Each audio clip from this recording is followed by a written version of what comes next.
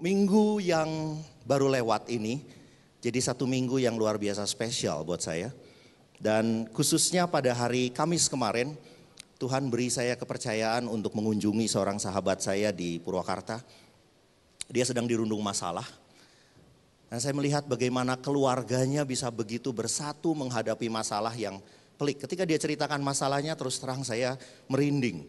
Karena buat saya itu masalah yang luar biasa mengerikannya. Saya pulang dari Purwakarta jam 6 sore kalau nggak salah, berangkat ke Bandung kembali.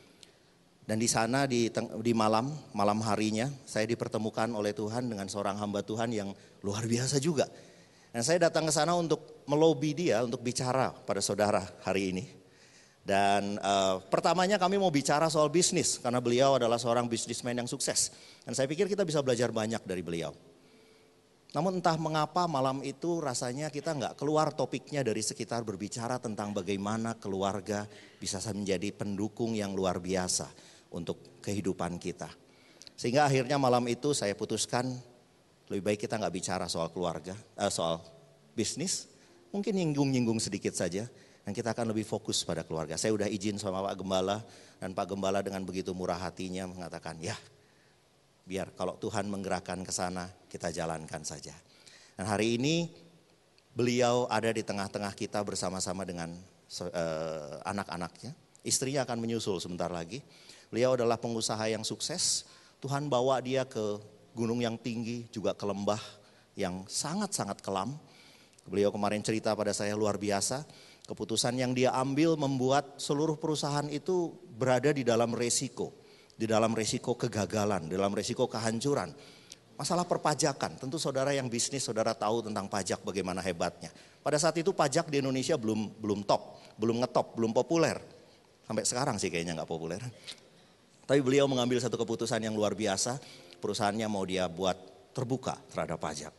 Lewat kesusahan, kalau saja ini cerita Hollywood, tentunya langit terbuka dan kemudian urapan Tuhan turun dan begitu banyak cerita-cerita mulus yang akan terjadi. Namun beliau bersaksi kepada saya, keputusannya itu membuat dia landing. Selama 2 tahun perusahaannya kesusahan, namun dari 2 tahun itulah Tuhan membukakan tingkap di langit dan memberi dia harta yang tak ternilai dengan uang. Dan sejak saat itu perusahaannya naik terus, gak pernah turun. Beliau adalah seorang yang luar biasa. Dan izinkan saya untuk mengundang saudara dengan hormat memberi tepuk tangan, bangkit berdiri dan memberi tepuk tangan. Kita sambut Pak Yakob Kusmanto, Sylvia, dan Naomi untuk naik ke panggung. Ayo dong yang hangat tepuk tangannya.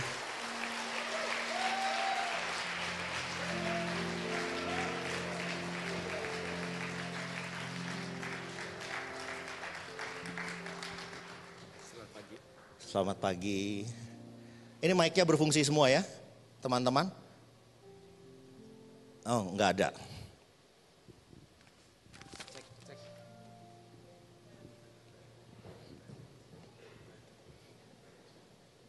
Oh ya, boleh duduk, maaf.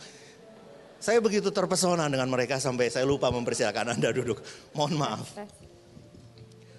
Pak Yakob, terima kasih buat kehadirannya di tempat ini, memberkati kami semua bersama-sama. Cerita kami semalam kemarin membuat kelelahan saya dari Purwakarta hilang semuanya. Luar biasa sekali Pak Yakob dan keluarga ini. Kalau boleh saya ingin tanya Pak Yakob. Seseorang mau meninggalkan bisnis yang besar.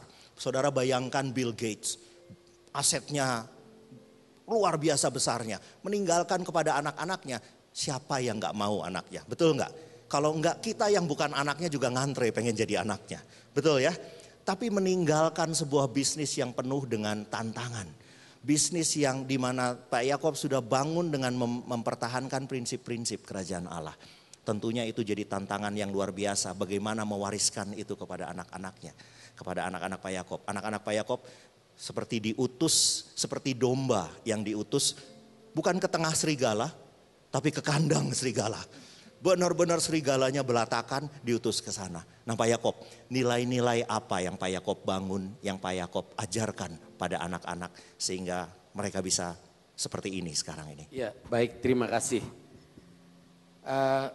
Saya sadar bahwa di tangan saya ada sebuah pekerjaan dan bisnis yang bersentuhan dengan uang. Di mana Alkitab sudah mengajarkan banyak sekali bahayanya dari keuangan. Nah, saya hidup di sana, saya tidak mau kalau saya terjebak, terlebih anak-anak kurang pemahaman terhadap apa yang saya lakukan, saya bangun. Jangan ini menjadi satu hambatan buat hidup mereka di kelak kemudian. Bisa lebih eksplisit sedikit Pak, bahayanya apa? Karena kayaknya beberapa dari kita nyaman-nyaman aja tuh pegang duit Pak. Cinta uang akan membuat kita terlempar dari hubungan dengan Tuhan secara benar. Ya, gitu. Ada banyak sekali jerat di sana yang membuat kerohanian dengan bisnis itu tidak bisa menjadi satu. Tidak bisa nyatu gitu. Ini satu bahaya. Ada jerat yang begitu luar biasa yang kita harus tanggung jawab bahwa kerohanian itu tidak bisa dipisahkan dari aktivitas. Amin. Ya, itu harus bisa nyatu. Tapi kalau seandainya diperhatikan, ada tidak tahu dari mana, kok kenapa spirit kita terhadap kebenaran di dalam bisnis itu kok kecil sekali. Keberanian kita, nyali kita kok kecil sekali. Ketakutan dan cara yang kita kenal itu cara yang sangat keliru, salah. Menjauhkan kita dari Tuhan. Nah, ini saya sadari sehingga pada saat saya punya anak berdua bisa berkomunikasi, saya bawa dia kepada satu tempat yang akan membuat hidup dia aman. Ya, mungkin saya bisa minta Nomi bacakan di Ulangan. Ini modal saya Ulangan 6. Ulangan ya, 6. Ulangan 6. Multimedia bisa bantu. Bapak Ibu dan adik-adik kita simak firman Tuhan, ya. Kita perhatikan firman Tuhan ini. Dari sini pengertian dan pemahaman yang saya pakai adalah Ulangan 6. Karena satu firman bicara begini. Umatku binasa karena tidak berpengetahuan. Wow. Baiknya kalau saya sebagai anak Tuhan harus punya pemahaman akan firman Tuhan.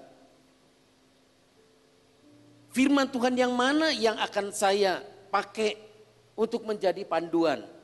Ya, yaitu di dalam Ulangan pasal 6. Ya. Ulangan pasal 6 ayat 1 sampai 25. Kasih kepada Allah adalah perintah yang utama. Inilah perintah, yakni ketetapan dan peraturan yang aku ajarkan kepadamu atas perintah Tuhan Allahmu untuk dilakukan di negeri kemana kamu pergi untuk mendudukinya. Supaya seumur hidupmu engkau dan anak cucumu takut akan Tuhan Allahmu dan berpegang pada segala ketetapan dan perintahnya yang kusampaikan kepadamu. Dan supaya lanjut umurmu. Maka dengarlah hai orang Israel. Lakukanlah itu dengan setia supaya baik keadaanmu dan supaya kamu menjadi sangat banyak seperti yang dijanjikan Tuhan Allah nenek moyangmu kepadamu di suatu negeri yang berlimpah-limpah susu dan madunya. Dengarlah hai orang Israel, Tuhan itu Allah kita, Tuhan itu Esa. Kasihilah Tuhan Allahmu dengan segenap hatimu dan dengan segenap jiwamu dan dengan segenap kekuatanmu. Apa yang kuperintahkan kepadamu pada hari ini haruslah engkau perhatikan. Haruslah engkau mengajarkannya berulang-ulang kepada anak-anakmu dan membicarakannya apabila engkau duduk di rumahmu, apabila engkau sedang dalam perjalanan, apabila engkau berbaring, dan apabila engkau bangun. Haruslah juga engkau mengikatkannya sebagai tanda pada tanganmu, dan haruslah itu menjadi lambang di dahimu. Dan haruslah engkau menuliskannya pada tiang pintu rumahmu dan pada pintu gerbangmu. Maka apabila Tuhan Allahmu telah membawa engkau masuk ke dalam negeri yang dijanjikannya dengan sumpah kepada nenek moyangmu yakni Abraham, Ishak dan Yakub untuk memberikannya kepadamu kota-kota yang besar dan baik yang tidak kau dirikan. Rumah-rumah penuh berisi berbagai barang yang baik yang tidak kau isi. Sumur-sumur yang tidak kau gali. Kebun-kebun anggur dan kebun-kebun zaitun yang tidak kau tanami. Dan apabila engkau sudah makan dan menjadi kenyang, maka berhati-hatilah supaya jangan engkau melupakan Tuhan yang telah membawa kamu keluar dari tanah Mesir, dari rumah perbudakan. Engkau harus takut akan Tuhan Allahmu, kepada Dia haruslah engkau beribadah dan demi namanya haruslah engkau bersumpah. Janganlah kamu mengikuti Allah lain dari antara Allah bangsa-bangsa sekelilingmu. Sebab Tuhan Allahmu adalah Allah yang cemburu di tengah-tengahmu. Supaya jangan bangkit murka Tuhan Allahmu terhadap engkau sehingga Ia memunahkan engkau dari muka bumi. Janganlah kamu mencobai Tuhan Allahmu seperti kamu mencobai Dia di masa.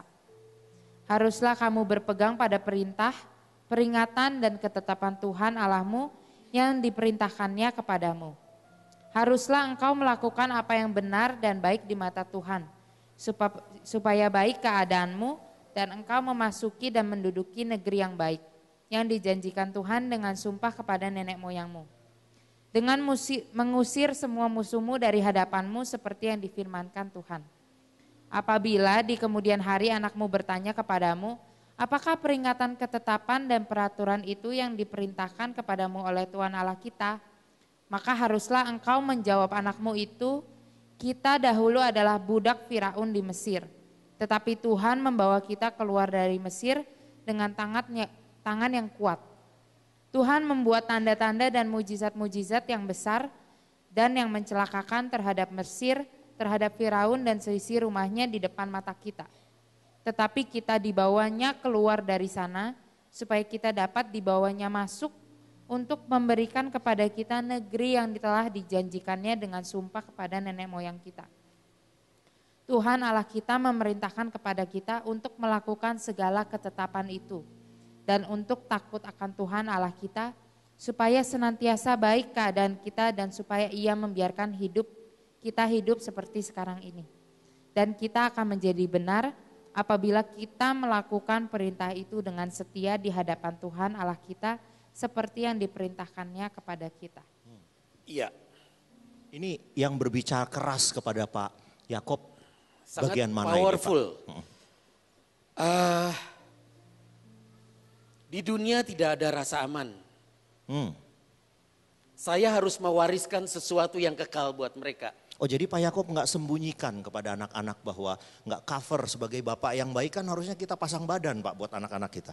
Ya, pada umumnya orang tua mencoba dengan kekuatannya sendiri mengcover seolah-olah bisa menjamin. Sudah banyak korban, sudah banyak tanda yang kita bisa lihat, ya, tipuan dan kelemahan.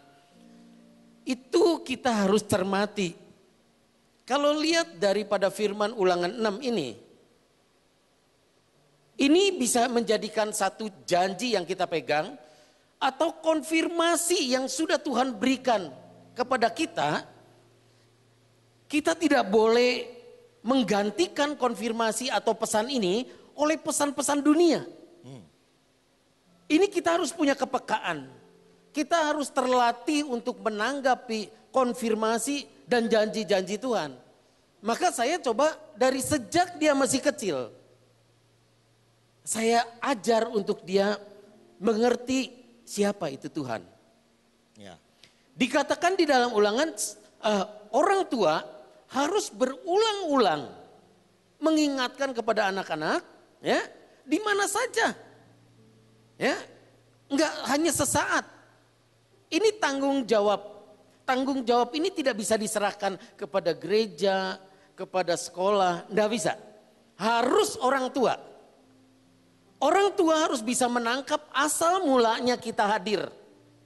Saya menangkap di dalam Kejadian. Tuhan menciptakan manusia, laki-laki dan perempuan. Bicara menciptakan laki-laki dan perempuan ini bicara keluarga.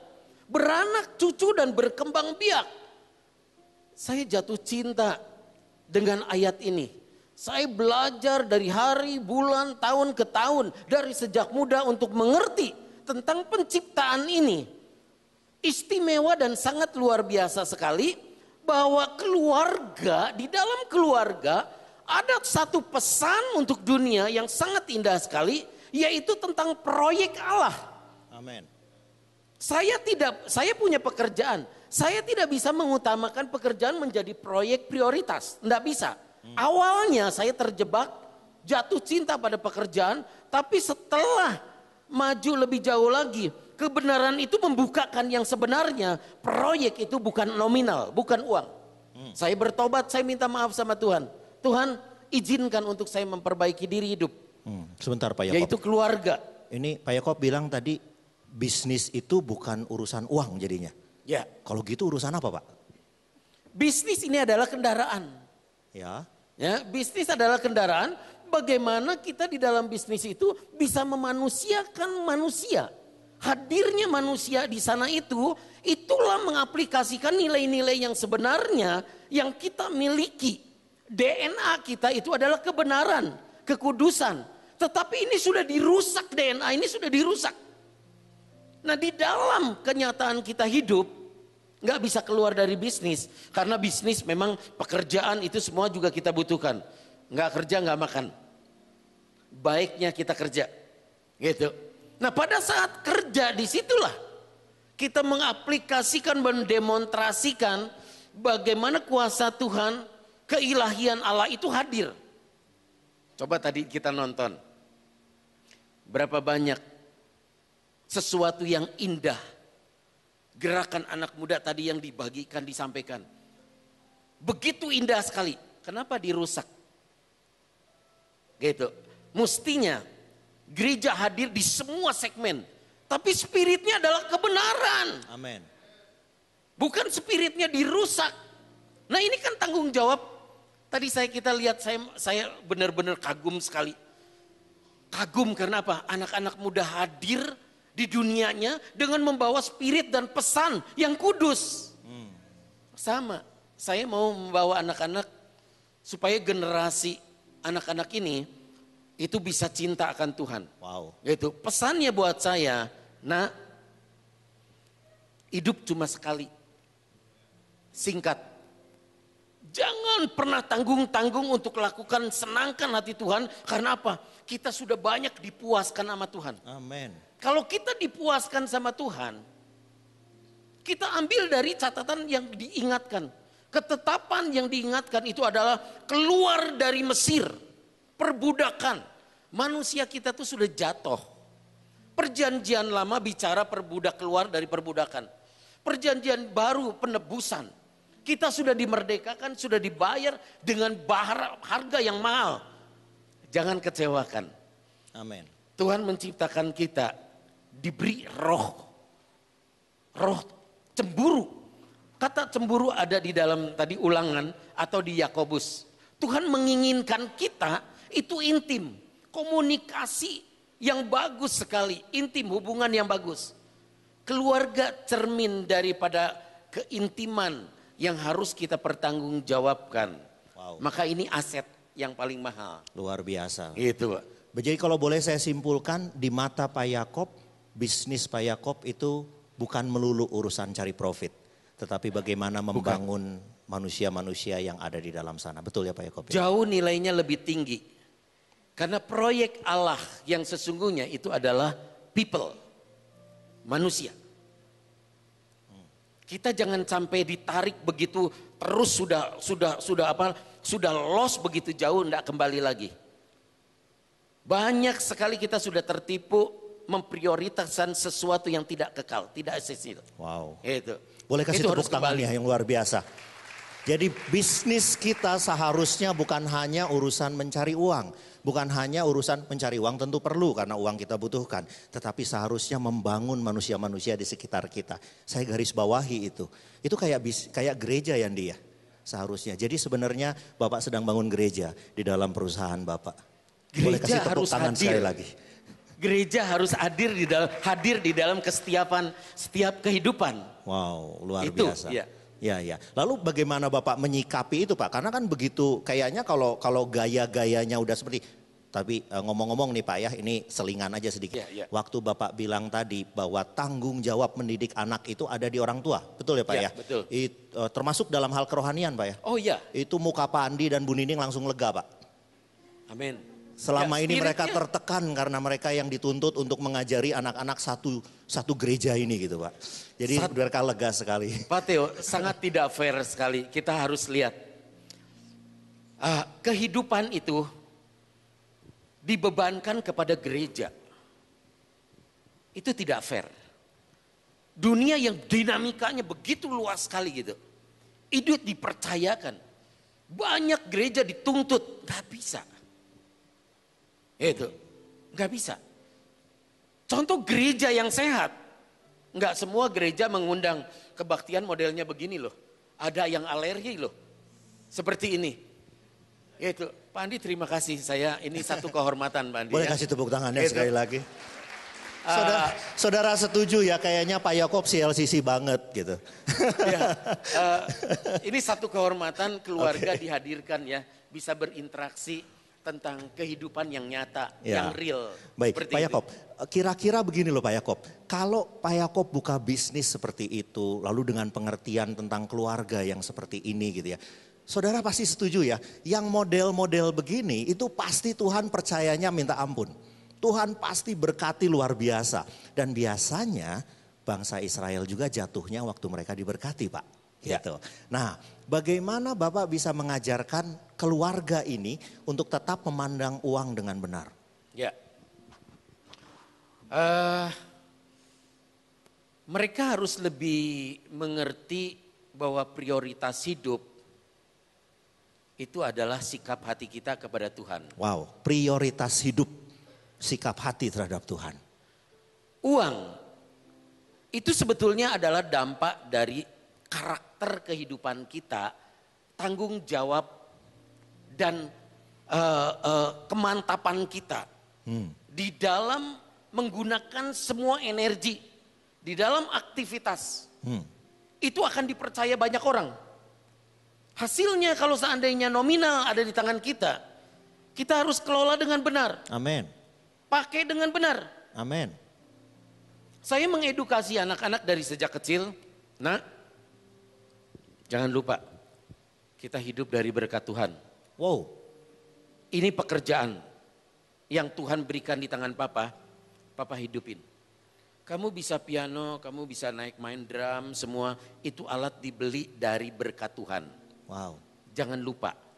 Kalau kamu bisa main drum, jangan lupa satu hari kau harus kenyangkan, harus puaskan banyak jiwa, kenyangkan hati Tuhan. Wow. Itu. Boleh tepuk tangannya dong. Lalu saya dengan diberkati Tuhan itu pernah loss. Pernah Ini seru loss. Saya mulai bersentuhan dengan berlian, perhiasan. Saya beli berlian, perhiasan, ya, kalung, Maksudnya cincin, buat ibu? gelang. Buat ibu buat atau buat saya? Pada Oh, saat buat muda Bapak. saya belum menikah. Oh, belum menikah, Belum waktu menikah. itu. Tiap tahun, Biasanya itu godaan ibu-ibu soalnya Iya. Pak. Gitu. tiap tahun itu saya mengupgrade perhiasan itu untuk pamer. Nggak tahu ada roh dari mana itu muncul menyerang untuk saya masuk ke wilayah yang nggak benar. Setiap tahun upgrade. Ada kesalahan apa? Maksudnya upgrade gimana tuh Pak? Upgrade karatnya diperbesar ya. Oh. Gitu, pamer, arogan. Karena Ya, sudah ya. berhasil, anak muda berhasil gitu ya. Pamer-pameran gitu. Dengan cara apa? Mendandani supaya ada dapat pujian. Gitu. Satu hari ada KKR, Yeremia Rim di King Shopping Center. Dia mengatakan, adakah terang di dalam hidupmu? Ada, ini berlian. Itu awal pukulan yang sangat telak sekali buat saya. Saya buka, adik saya bilang, Koko jangan macam-macam. Dia tahu saya orang yang ekstrim, saya orang yang gak pernah main-main. Jadi dia tahu, saya bilang sama adik saya, saya harus tuntas hari ini di tempat ini. Oh. Pulang tidak bawa bekas lagi, harus beres. Saya buka semua, saya kejar setelah KKR selesai, saya serahkan ke Pak Yeremia. Pak, ini sinar yang palsu. Amen. Yang bisa menghancurkan hidup saya. Terima kasih untuk berkat firman Tuhan. Nanti surat-suratnya nyusul. Boleh tepuk tangannya Seminggu. saudara. 1 minggu kemudian saya mengutus orang saya untuk ke Surabaya. Serahkan surat-suratnya semua. Merdeka, menang. Manusia, di dalam ayat 12 Ulangan, diingatkan penyakit manusia. Penyakit manusia itu lupa kalau udah diberkati. Ya. Lupa senternya tidak lagi kepada Allah. Tidak God center. Mustinya profit itu senternya kepada Allah. Kalau seandainya ada people juga senternya kepada Allah. Proses harus senternya kepada Allah. Produk senternya kepada Allah, yang benar bikin produk gimana. Harusnya orang benar hidup seperti itu. Wow. Itu. Jadi saya bertobat saat itu, saya ingatkan masa muda saya lost.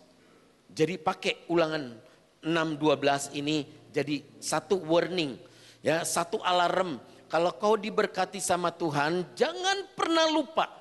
Garis bawahi itu penyakit yang paling mudah sekali lupa dan arogan.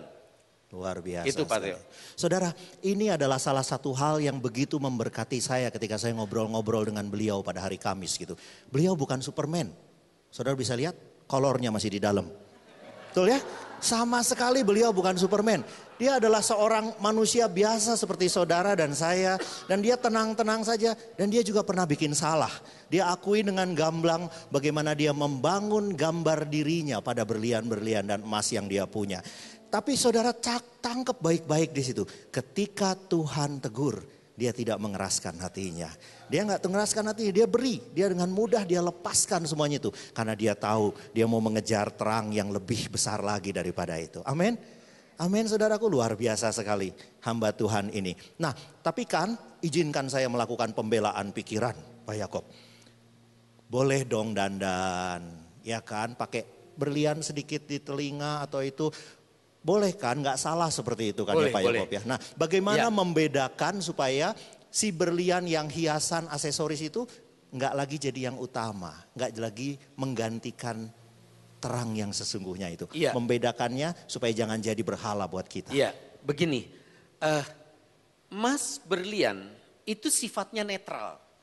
Nggak ada salahnya. Nggak dosa Pak ya. Nggak dosa pakai berlian, pakai emas. Ada kelegaan di wajah ibu-ibu.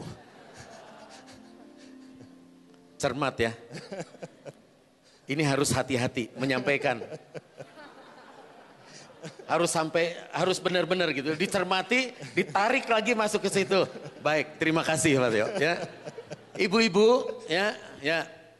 Ini paling berdosa saya kalau tidak ada pertanyaan ini saya nggak bisa pulang ini. Pasti dimarahin, kasih muka jelek sama ibu-ibu. Kok ini salah ini pengajarannya gitu, ya? Enggak. Oke. Mas, berlian itu sifatnya netral. Enggak dosa kita pakai itu. Yang tidak baik atau berdosa itu adalah kita memandang itu menjadi segalanya. Saya sudah terganggu. Tiap pagi kadang saya keluar, saya kekerin, saya lihat, wah sinarnya luar biasa. Itu menggoda. Ganti lagi. Satu hari saya nggak pakai itu. Ada sesuatu yang menggelisahkan dan hilang. Saya melihat ini tanda-tanda yang tidak benar. Ini udah nggak sehat ini. Ada apa dengan jiwa saya? Ada apa dengan manusia saya? Kok kenapa ada kebergantungan? Disitulah sebetulnya yang menggambarkan berbahaya itu di situ. Berlian itu sudah menjadi ilah. Ya. Bukan barang netral lagi. Sudah jadi ilah, maka di situ saya harus kembali. Kembalinya saya memang tidak tanggung-tanggung. Ya, lepas sama sekali semuanya karena saya pengen fokus kepada yang lain. Karena saya merasa itu sebenarnya tidak ada sesuatu yang penting dengan hidup ini. Ya, tidak penting. Enggak melekat juga enggak apa-apa. Mau melekat sedikit boleh, tapi kalau enggak juga enggak apa-apa. Seperti itu, Pak. Wow, boleh tepuk tangannya dong ya. Saudara catat baik-baik di sana. Saudara catat baik-baik di sana. Nggak ada yang salah dengan emas, nggak ada yang salah dengan berlian, nggak ada yang salah dengan mobil, nggak ada yang salah dengan rumah, nggak ada yang salah dengan semua barang-barang fana yang netral itu. Tapi hati-hati ketika saudara memerhatikan itu lebih dari yang lain. Saudara sedang mengundang yang lain masuk. Ketika saudara merasa bahwa tanpa itu nilai saudara berkurang. Maka saudara sedang menjadikan barang-barang itu sebuah ilah. Nah, Pak Yakob, gimana mengajarkan itu pada anak-anak? Ya, banyak sekali kalau kita mengajarkan nilai-nilai kepada anak, itu semua harus dari teladan. Ya. Dialog, berdialog, berkomunikasi. Kekuatan atau aset yang ada di dalam keluarga itu bukan banyaknya usaha, ya, bukan banyaknya kendaraan atau rumah, tapi seberapa banyak jam yang digunakan waktu malam dan pagi berdiskusi dengan anak-anak. Luar biasa, Pak. Ya, jadi kami sekarang kalau seandainya udah seusia begini nih, udah seusia begini, saya bilang pagi-pagi masuk kamar mereka, selamat pagi, Papa ke ruangan. Segera mereka langsung bawa kumpul di ruangan saya. Langsung di kantor saya, dia sudah Alkitab sudah ini, diskusi kita buka ayat firman, diskusi. Dia tidak ada lagi bahasa, Pak nanti masih ngantuk atau apa. Tidak. Spontan. Kenapa bisa seperti itu? Dari 4 tahun, 5 tahun kami bergaul bersama, komunikasi. Bagaimana membawa hati untuk belajar mengenal firman Tuhan. Hari ini seperti teman diskusi. Saya diskusi ini, dia cari referensi ayat apa. Dia bukain, Pak begini, begini. Ini satu harta yang tidak ternilai. Amin. Kalau seandainya kita sekarang berjalan, tujuannya kemana? Tujuannya ingin membangun generasi yang takut akan Tuhan. Sama, satu visi, satu tujuan. Ini kekayaan yang gak bisa tergantikan, tergeser. Situasi tsunami mau kayak apa gitu, itu tidak akan membuat kita takut. Rasa aman itu ada di dalam sikap kita sudah kaitkan. Kalau kita sudah masuk seperti ini, dunia hanya diwakili dengan satu kata aja. Menarik. Oh, menarik katanya. Interesting. Menarik. Situasi mau jadinya seperti apa? Menarik. Dunia tidak bisa menggantikan keindahan yang bisa kita dapatkan dari kehangatan Allah. Ya. Keselamatan yang Tuhan berikan kepada kita nggak bisa digantikan sama dunia. Amin. Itu. Tapi Pak Yakob, Yesus sendiri bilang gitu loh Pak Yakob. Banyak ilah-ilah lain di dunia ini dia nggak pernah peduli. Tapi sama Mamon dia bilang, dia samakan dirinya. Pilih Yesus atau pilih Mamon. Nah, mungkin ke anak-anaknya deh. Bagaimana Papa mengajarkan itu kepada kalian. Untuk menyikapi khususnya uang. Karena kan Papa pasti diberkati luar biasa hebatnya gitu. Bagaimana menyikapi uang? Saya dengar dari cerita Papa, kamu juga pasti kan sekolahnya di sekolah internasional. Kuliah di luar negeri. Ketemu dengan masyarakat yang dalam tanda petik borjuis. Orang-orang yang mengutamakan uang dalam kehidupan mereka. Bagaimana kamu menyikapi itu? Nilai apa yang Papa ajarkan buat kalian sehingga itu? Iya. Oh, udah. Boleh Pak ya? Bagiannya. Terlalu semangat ya, terlalu semangat Tenang. ya. Sorry. Mau Naomi dulu, Silvi bebas. Iya, mungkin dari kecil juga karena sudah ditanamkan ayat-ayat firman juga, jadi misalnya kita dapat uang jajan gitu, Papa dan Mama selalu ngingetin, ayo perpuluhan. Gede dong uang jajannya. Gak inget. Nggak inget malah. Dulu kecil. Saking kecilnya ya. Wah gitu. Apa itu kamu nggak baca itu Papa kayaknya pelit amat sih nih duit banyak itu ngasihnya dikit. Soalnya Papa juga cerita gitu. Dulu misalnya Papa gajinya dulu banget 40.000 tapi nabungnya 75%. 40.000 rupiah atau US? Rupiah. Oh rupiah, oh ya. Tapi Tahun 80. Tahun 80. Tapi nabungnya 30.000 gitu, 75%. Terus papa mama cerita, kalian kan baru 10%, jadi harusnya ini lagian buat Tuhan, buat memperluas kerajaan Tuhan. Jadi dari kecil kita udah ditanamkan dari firman juga, kebenaran firman Tuhan untuk menabung. Terus lama-lama Ada nggak pengalaman yang Naomi ingat tentang menabung dan kemudian harus ya entah melakukan sesuatu dengan tabungan itu? Oh ya, waktu itu kita berdua menabung ya. Terus pas celengannya kayaknya udah lumayan penuh ya. Terus Udah lumayan berat udah gitu ya? lumayan berat, koin semua soalnya. Koin ya. Terus papa ada cerita gitu, ada teman papa yang mau bangun sekolah, tapi butuh dana gitu. Terus Cici dan aku karena sudah terbiasa spontan kita mau memberikan tabungan kita gitu. Tabungan, berapa lama tabungan itu? Berapa lama ya? Berapa lamanya kurang tahu tapi udah berat lah. Udah berat kayaknya ya.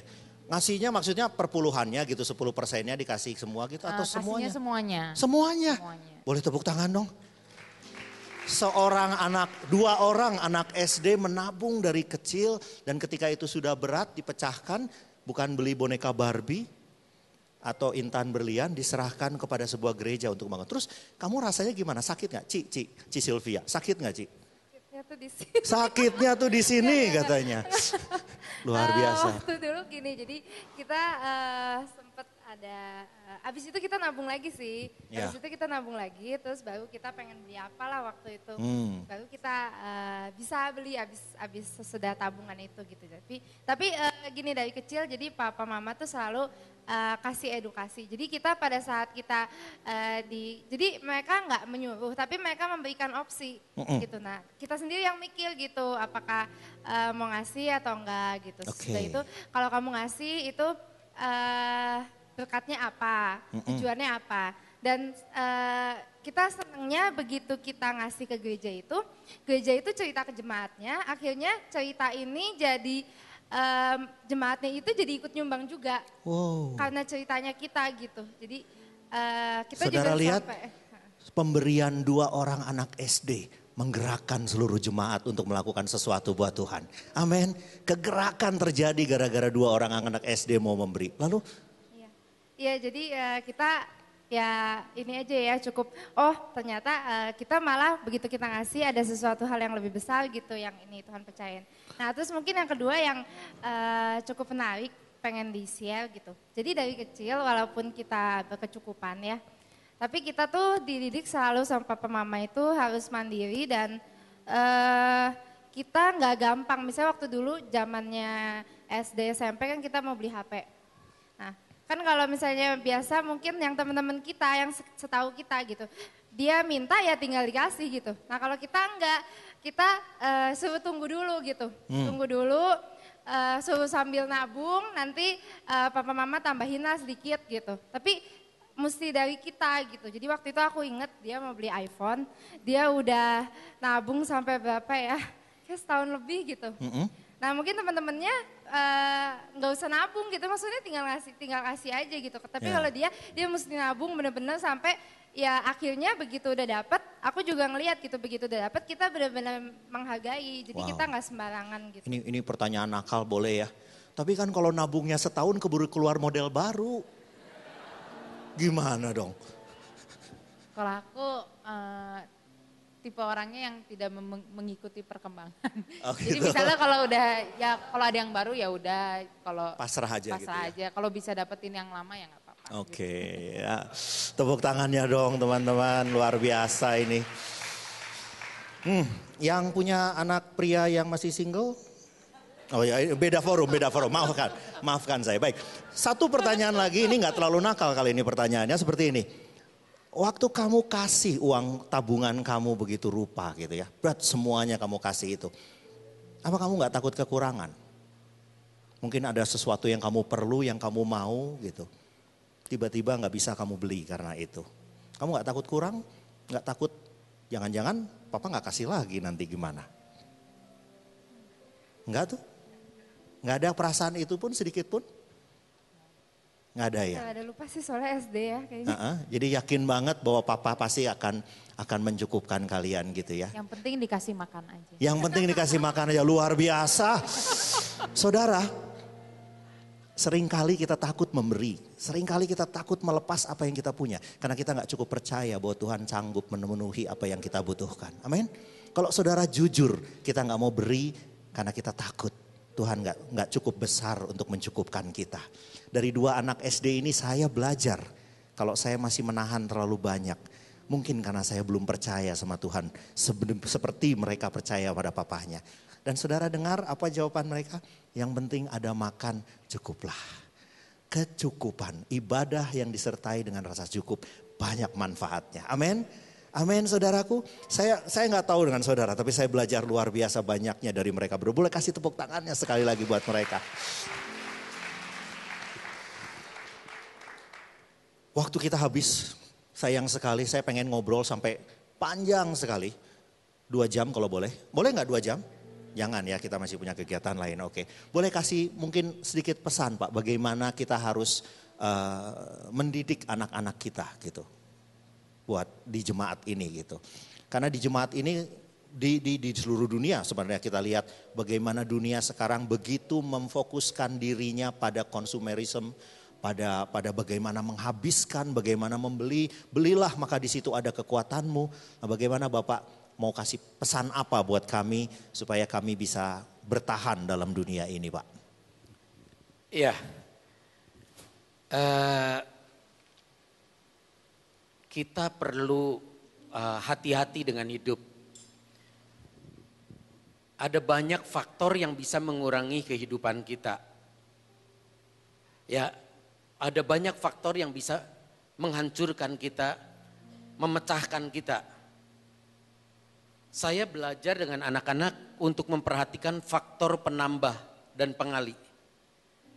Dalam hidup ini, kita harus kuat terhadap ancaman, ada faktor pengurang. Jadi artinya harus hati-hati mencari komunitas. Jangan terlalu bergaul dengan komunitas pengurang atau pembagi. Kalau pembagi ngeri. Kalau saya lagi ribut sama suami, sama istri, ya teman bicara, aduh masih banyak di luar sana. Itu kualitas komunitas pemecah belah. Gitu, ya. Hati-hati. Kita harus punya satu kesadaran bahwa roh yang ada di dalam diri kita itu lebih besar. Amin. Dengan modal itu, maka kita harus punya keyakinan, punya pengaruh untuk menambah dan mengalih. Hati mesti dibuat besar, pandangan mesti dibuat luas. Jangan sempit. Ada saingan harus puji Tuhan, harus syukur bahwa itu diizinkan Tuhan. Ada semua gejolak dalam kehidupan harus belajar mengatakan menarik. Ini satu kehormatan untuk kita naik kelas. Jangan pernah abaikan dengan semua sisi kehidupan yang mana Tuhan kontrol. Pasti Tuhan tanggung jawab, Tuhan sediakan sesuatu. Satu hari murid-murid setelah Yesus mati, murid-murid kembali kepada dunianya. Semalam suntuk, dia bekerja 0. Siang itu Yesus hadir di tengah itu. Perintahkan, ayo tebarkan jalamu sebelah kanan. Kalau murid-murid tidak taat, dia tidak mengalami satu anugerah yang besar. Waktu murid-murid taat, dia tebarkan di sebelah kanan. Dia dapat ikan begitu luar biasa. Itu gambaran yang jelas sekali. Sering kali kita hidup di dalam kegelapan. Secara profesional, murid-murid sudah terbiasa melakukan. Mencari ikan itu malam. Kita sering hidup di dalam kegelapan malam. Makanya hidupnya zero, minus. Yesus hadir siang itu memerintahkan, lalu taat sebelah kanan. Mungkin budaya di sana sebelah kiri dan malam hari. Tapi Yesus hadir di siang hari, yaitu pekerjaan yang terang itu harus dihidupi. Kita harus berani hidup di siang hari, di perilaku yang terang. Jangan menggunakan lagi tabiat cara lama, tradisi lama. Kita harus bisa menangkap pesan Tuhan yang baru. Amin.